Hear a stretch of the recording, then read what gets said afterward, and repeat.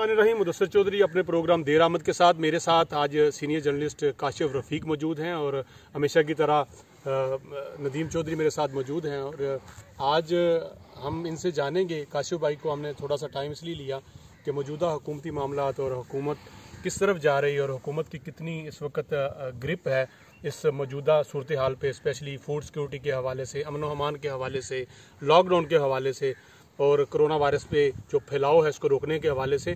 सबसे पहले मैं नदीम चौधरी साहब से बात करूंगा। नदीम चौधरी साहब, आप पहले अपडेट दें हमें दोस्तों को कि क्या सूरत हाल है, अब तक कितने मज़ीद मरीज़ जो हैं वो ऐड हो चुके हैं और कितनी सेहतयाब हैं, इस हवाले से आपको बताएं। इस वक्त तक 2458 जो पॉजिटिव मरीज़ हैं पाकिस्तान में हो चुके हैं और 35 की डेथ हुई है और 116 रिकवर हो चुके हैं। और जो अच्छी बात है कि इस वक्त जो पॉजिटिव मरीज़ों की तादाद है वो पहले की निस्बत कम आई है। तो अल्हम्दुलिल्लाह कोशिश है पूरी हुकूमत की भी और तमाम लोगों की भी कि इसमें बेहतरी लाई जाए। और लोगों का आज जुमे की वजह से जो लॉकडाउन किया गया उसकी वजह से लोगों की बहुत तादाद कम बाहर निकली और इसी तरह लोग इस पे अमल दरामद करना शुरू हो गए हैं और लोगों में अवेयरनेस आ गई है और हर चीज़ पे वो अमल दरामद कर रहे हैं। जिस तरह हुकूमत बता रही है, वजारत सेहत बता रही है, लोग अपने आप को इस चीज़ से बचा रहे हैं। काशिफ भाई मेरे साथ मौजूद है। काशिफ भाई, कोरोना वायरस नो डाउट के पूरी दुनिया में इसने तबाही फैलाई है, मगर हुकूमती अमूर कभी भी ये नहीं होता कि आप एक वबा आए या कोई परेशानी बने तो हुकूमत कहीं नज़र ना आए। आपको नज़र आता है कि हुकूमत कहीं नज़र आ रही है? अगर नज़र आ रही है तो उसके जो इक़दामात हैं वो बेहतर हैं या इनमें मज़ीद भी बेहतरी की गुंजाइश है? बिस्मिल्लाहिर्रहमानिर्रहीम। बहुत शुक्रिया मुदस्सिर चौधरी साहब, आपने आज जो है वो अपने प्रोग्राम में मुझे मदऊ किया।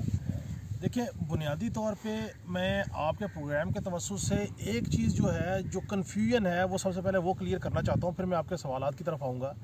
वो ये कि ये कन्फ्यूजन तवातुर के साथ कन्वेंशनल मीडिया में और हर जगह फैलाया गया कि शायद हुकूमत की जानिब से मसाजिद को बंद कर दिया गया है और जुम्मे के इज्तिमात को जो है वो अब नहीं होंगे और जुम्मे नहीं होंगे।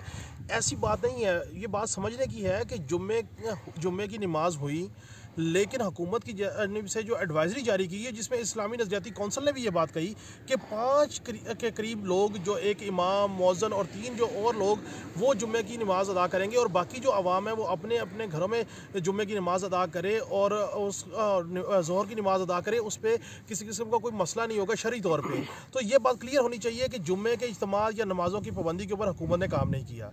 दूसरी बात जहाँ तक आपकी है मुदस्सिर चौधरी साहब के हुकूमत के नज़र आने या ना आने का, देखिए, हुकूमत तो बहरहाल मौजूद है और सिस्टम भी मौजूद है, वज़ीर आज़म है, वफाकी वज़रा है, सूबाई वज़रा आला है, ये तमाम सेटअप तो मौजूद है।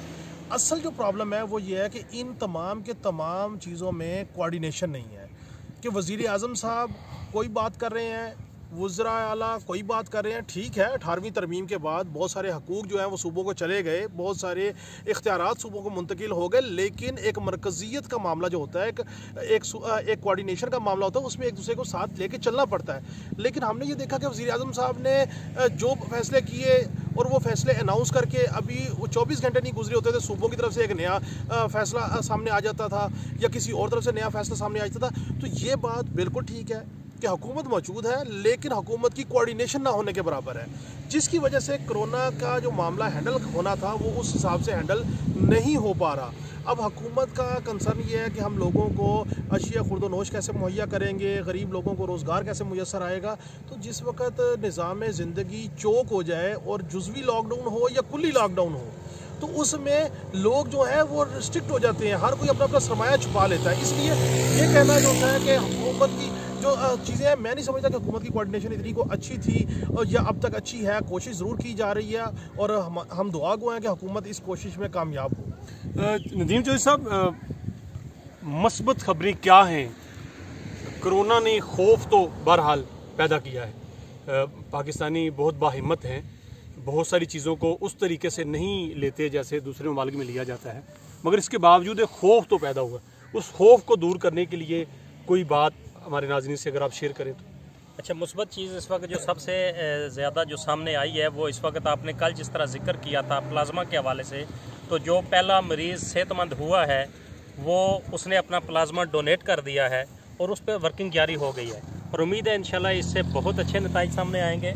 और जिस तरह हुकूमत ने लॉकडाउन किया उससे ये खौफ तो ज़रूर है, लेकिन ये खौफ की एक फ़ायदा ये हुआ कि लोग कम अज़ कम घरों में महदूद ज़रूर हो गए। अगर वो बाहर निकलते तो ये मसाइल का सामना होना था और मरीज़ों की तादाद में बहुत ज़्यादा इजाफा होना था। अभी आज की रिपोर्ट हम जो पिम्स की देख रहे थे उसमें बहुत ज़्यादा मरीज़ों की तादाद में कमी आई है जो अपना टेस्ट करवाने आते थे कोरोना का, और इस वजह से ये देखने में आ रहा है कि वो चीज़ें काफ़ी बेहतरी की तरफ जा रही हैं और लोग जो बीमार थे वो सेहतमंद होना शुरू हो गए। काशिफ भाई, हुकूमती वज़रा एक PTI की अपनी टीम थी, वज़रा के अंदर भी PTI की अपनी टीम थी जिनमें आप नाम ले सकते हैं। मुराद सईद थे, फैसल वाडा हैं, अली जैदी हैं, जहांगीर तारीन हैं, शहरयार अफरीदी हैं, उसके बाद ये मोहम्मद अली खान है, अली मोहम्मद खान है।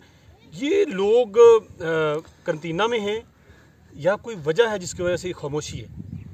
देखिए, बुनियादी तौर पे इस बात को समझिए, नदीम चौधरी साहब शायद मेरी इस बात को एंडोर्स करेंगे कि बुनियादी तौर पे ये एक हेल्थ का इशू है और हमारे पास हेल्थ का इंफ्रास्ट्रक्चर उसी हिसाब से मौजूद नहीं है। जो बड़े तरक्की याफ्ता ममालिक थे उनके पास मौजूद नहीं तो हमारे पास भी मौजूद नहीं है। हम तो बिल्कुल एक बैकवर्ड कंट्रीज़ है।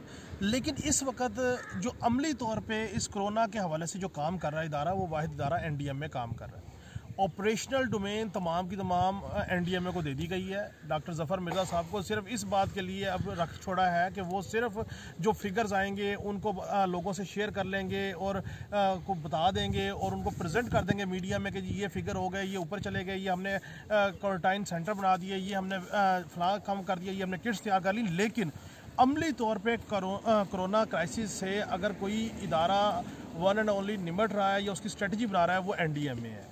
सो अब NDMA के पास जब डोमेन चलेगी तो बाकी वज़रा जिस वक्त जो रेलिवेंट वज़ीर हैं, मामले खसूसी हैं, डॉक्टर ज़फ़र मिर्ज़ा, वो ये रिलीवेंट हो गए हैं। तो बाकी जो वज़रा हैं, कोई मवासलात का है, कोई पार्लिमानी अमूर का है, कोई प्लानिंग का है, तो उनकी तो रेलिवेंसी वैसे ही नहीं बनती।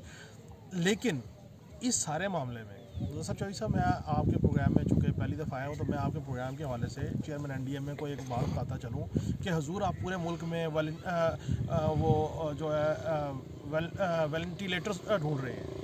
आप कह रहे हैं कि वेंटिलेटर्स नहीं हैं। मैं आपको ये बात बता रहा हूँ देर आमद के प्लेटफॉर्म से कि 8 से 10 वेंटिलेटर CDA हॉस्पिटल में बंद पड़े हैं और CDA हॉस्पिटल में वो वेंटिलेटर्स बंद हैं और वो बंद इसलिए हैं कि उनके पास टेक्नीशियन ही नहीं है वेंटिलेटर चलाने के लिए।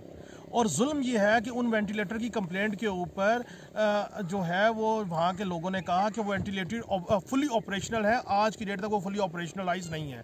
सो आप उन 8-10 वेंटिलेटर्स को अपनी कस्टडी में ले लीजिए या उनको टेक्नीशियन मुहैया कर दीजिए ताकि 8-10 वेंटिलेटर कम अज़ कम 8-10 ज़िंदगियों को बचाने का बाइस बनेगी। सो इस तरह की जो सुकम है लोगों ने छुपाए हुए हैं, लोग बताने को तैयार नहीं हैं, इन सुकम को हाईलाइट करना हमारा फ़र्ज़ है।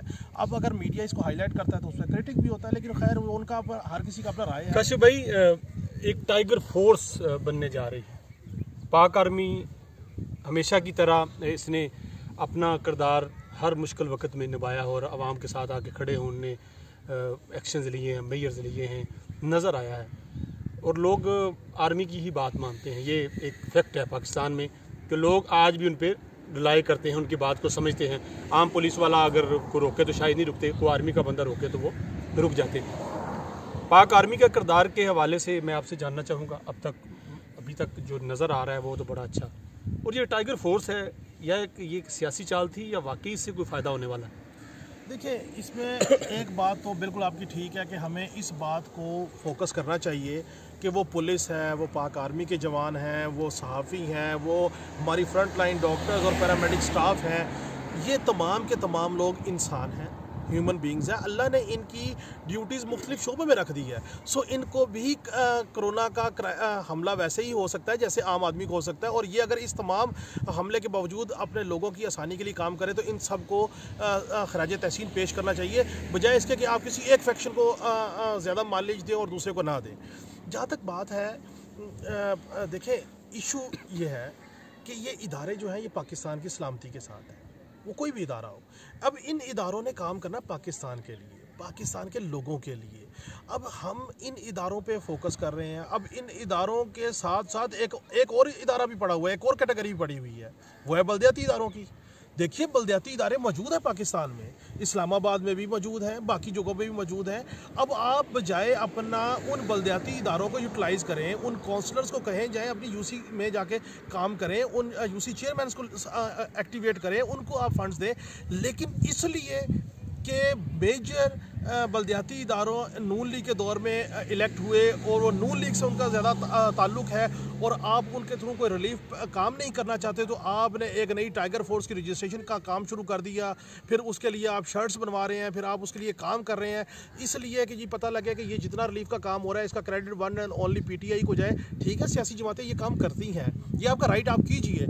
लेकिन इस क्राइसिस में जिसमें आपको सबको साथ लेके चलना है, सबको इकट्ठा लेके चलना है, आप बताइए उन बल्दियाती नुमाइंदों का क्या कसूर है जो वोट लेके आए हुए हैं, जिन्होंने काउंसलर हैं, जो यूसी चेयरमैन है, जो ज़िले नाज़म है, जो डिप्टी मेयर है, आप उनको एक्टिवेट कीजिए। सिर्फ इसलिए कि जमाती वाबस्तगी है और उस जमाती वाबस्तगी की बुनियाद पे आप उनके फंड्स नहीं दे रहे, उनको रिलीफ का काम नहीं करने दे रहे और आप ये समझे कि ये क्रेडिट चला गया। देखिए, ये टाइगर फोर्स हो या कोई भी हो, अगर इस तरह की चीज़ें आप करेंगे तो ये शायबा जाएगा कि आप सिर्फ अपनी जमात को रीएक्टिवेट कर रहे हैं, उसको पॉलिटिकली रीइंफोर्स कर रहे हैं और उसमें आप कोई तैयारी कर रहे हैं जिसकी वजह से मैं समझता हूँ ये अच्छा तासुर नहीं जा रहा। मेरा ज़ाती ख्याल ये है, मेरी राय है कि आप तमाम सियासी जमातों को स्टेक होल्डर बनाइए, आप इन तमाम सियासी जमातों के लोगों को ऑन बोर्ड लीजिए, आप इनके साथ मिलकर काम कीजिए। ये पाकिस्तान सबका है भाई, ये लोग होंगे, ये पाकिस्तान का निज़ाम होगा तो सियासत भी होगी, वो तहरीक इंसाफ की हो, वो नून लीग की हो, वो पीपल्स पार्टी की हो। ये तो बड़ी ही अजीब बात है कि जिस वक्त भी बल्दियाती लोग आए, जिस वक्त भी जमहूरी गवर्नमेंट आई, उन्होंने सबसे आगे पहले जो गला घूंटा वो बल्दियाती लोगों का घूंटा, बल्दियाती निज़ाम का घोटा। आप इन बल्दियाती लोगों को आगे लेके आइए, इनसे कहिए कि आप रिलीफ का काम करें, जो हर गली मोहल्ले में जा सकते हैं। चाहिए जाए इसके कि आप एक नई फोर्स तैयार करें और उस फोर्स को आप करें और वो आप इस तरह का शायबा जाए कि जैसे आपने ISF खड़ी कर ली थी, अब आप टाइगर फोर्स खड़ी कर लेंगे और जनाब उसको ये शायबा जाएगा कि ये तहरीक इंसाफ के लोग हैं जो रिलीफ देंगे और उसके साथ एक सिंपैथी गेन होगी। देखिए, इस तरह के मामला से सिंपैथी गेन नहीं हुआ करती, ये सियासी मामलात हैं। इस वक्त हमें कौम बनने की ज़रूरत है। हम सुबह शाम एक ही भाषण दे रहे हैं कि हमें इकट्ठा होना चाहिए, हमें इत्तेहाद रखना चाहिए, हमें अबव देन पार्टी पॉलिटिक्स इकट्ठा होना चाहिए। तो आप खुद क्या कर रहे हैं? आप ये कर रहे हैं कि आप तमाम सियासी जमातों के साथ एक पेज पे लाके लीड करने को तैयार नहीं है। आप एक टाइगर फोर्स बना रहे हैं। बताइए, इस्लामाबाद के मेयर का क्या कसूर है कि वो नून लीग का, इसलिए आप उसको एक्टिवेट नहीं कर रहे? पंजाब में क्यों आप नहीं एक्टिवेट कर रहे? भाई, आप ये काम इनसे लें, अदरवाइज़ लोगों को पता है कि आप सियासत कर रहे हैं इस मामले पे और आप होंगे। और ये किसी एक पार्टी का, किसी एक फोर्स का काम नहीं है इस क्राइसिस से निपटना। ये क्राइसिस हम जो समझ रहे हैं, देखिए ये क्राइसिस हमारी अल्लाह ना करे, लेकिन जो रिपोर्ट्स आ रही हैं WHO की, वो तो कह रही है कि क्राइसिस हाई दर हाई होगा। तो फिर आप क्या करेंगे? आज आपके अशिया खुर्दोनोश जो सी हैं वो शॉर्ट होना शुरू हो गई, उनकी कीमतें ऊपर जानी शुरू हो गई। 20 दिन बाद रमज़ान शरीफ शुरू हो जाएगा, तो फिर क्या होगा? मैं समझता हूँ कि आप बल्दियाती इदारों को फोकस करें, उनको साथ लेके चलें, छोड़ दें इस बात को कि कौन नून लीग का है, कौन पीपल्स पार्टी का है। ये लोग सब अल्लाह के हैं और ये पाकिस्तान अल्लाह कलमे के नाम पे बना है। खुदारा इस चीज़ से बाहर निकलिए और लोगों के लिए ट्रू सेंस में कोई काम कीजिए। नदीम चौधरी साहब, जाते जाते हम आपसे ये पूछेंगे कि एक तो ये कोरोना वायरस, बहुत सारी हिदायत, बहुत सारी बातें टीवी मीडिया में शेयर हो चुकी हैं। ये बताइए कि इस्लामाबाद में कहाँ कहाँ ये सोलर सेंटर बनाए गए हैं? इस्लामाबाद और पिंडी के शहरियों के लिए कितने बेड अवेलेबल हैं, कितने वेंटिलेटर यहाँ पे मौजूद हैं? और अभी तक जो इतने रिपोर्ट हुए हैं, हम बार बार कहते हैं कि ये अल्लाह का फ़ज़ल है और हमें उम्मीद और यकीन भी है कि इंशाल्लाह ये फ़ज़ल और करम कायम रहेगा और ये कोरोना चला जाएगा। उस हवाले से मेरे दोस्तों को, मेरे जानने वालों को आगाह कीजिए कि कितनी हमारे पास सहूलतें, कितने बेड, कितने वेंटिलेटर दस्तियाब हैं हमारे पास। अच्छा, इस हवाले से वज़ारत कौमी सेहत जो वर्किंग इस्लामाबाद के अंदर कर रही है, उसमें उन्होंने वेंटिलेटर तो तकरीबन 50-60 के करीब कर लिए हैं, लेकिन जिस तरह काशिफ साहब ने कहा कि वेंटिलेटर तो आपके पास मौजूद है। NDMA ने भी ऐलान किया कि 1600 वेंटिलेटर हमने कर लिए हैं, लेकिन आपके पास टेक्नीशियन एक भी नहीं है। आपके पास जितने टेक्नीशियन इस वक्त मौजूद हैं वो सरकारी अस्पतालों में मौजूद हैं और वही वो वर्किंग कर रहे हैं। इसकी मिसाल मैं आपको पिम्स की देता हूँ। पिम्स के एक डॉक्टर से मेरी बात हुई तो उनका कहना था कि आपके पिम्स में जो वेंटिलेटर मौजूद हैं उनके अंदर इतने जरासीम मौजूद हैं, अगर कोई आप मरीज़ उस पर डालते हैं तो वो 6 बीमारियाँ और लेके जाएगा। तो ये वो सूरत हाल है जिससे निपटने के लिए आपको एक नए सिरे से काम करने की ज़रूरत है। इसी तरह पॉइंट स्कोरिंग के हिसाब से आप देख लें, वो रोज़ एक नया ट्वीट आ जाता है फवाद चौधरी साहब का, अमली तौर पर अभी तक कोई वर्किंग नहीं हुई। और वो रोज़ कह देते हैं किट्स भी तैयार हो रही हैं, ये वेंटिलेटर भी तैयार हो रहे हैं, लेकिन वेंटिलेटर के लिए स्पेशलाइजेशन जो है वो कौन करवाएगा, इनकी ट्रेनिंग कौन करेगा, इस पर अभी तक कोई वर्किंग नहीं हुई। और इसी तरह पिम्स के अंदर जितने लोग काम कर रहे हैं उनकी फुटेज हमारे पास आ रही है, डॉक्टर्स खुद कह रहे हैं, नर्सेज की तस्वीरें आ रही हैं कि उन्होंने शापर चढ़ाए हुए हैं बजाय इसके कि उनको मास्क दिया जाए। और इसी तरह कल की सूरत हाल ये है कि पिम्स का आर्थोपैडिक जो ऑपरेशन थिएटर उसको बंद कर दिया गया कि उसमें एक पॉजिटिव आ गया उनका एक कारकुन, और तमाम डॉक्टर्स को करंटीना में भेज दिया गया है। ये वो जो सूरत हाल है जो सिर्फ इस्लामाबाद की है, इसके बाद सूबों में जो कुछ हो रहा है वो अभी तक सामने नहीं आ रहा। जी नाजरीन, काशिफ रफ़ीक भाई और नदीम चौधरी साहब मेरे साथ मौजूद थे। आप सूरत हाल सुन रहे थे, हौसला अफजा खबरें भी हैं, मगर ये जो बद इंतज़ामी है, कोऑर्डिनेशन की कमी है, वो यकीनन कोई अच्छा पैगाम नहीं दे रही।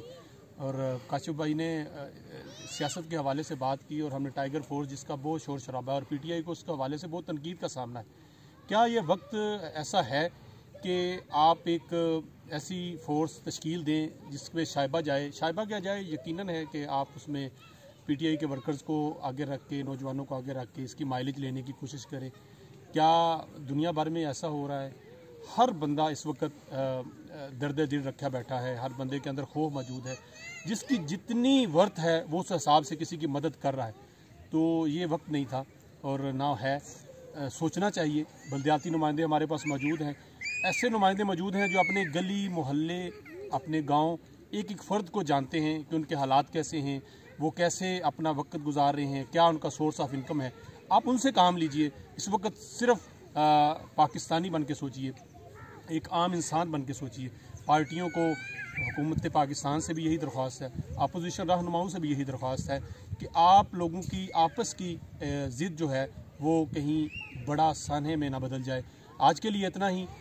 फिर इंशाल्लाह नई मौजू के साथ, एक नई उम्मीद के साथ, नई बात के साथ, आपकी बात के साथ हाज़िर होंगे। अल्लाह हाफ़िज़।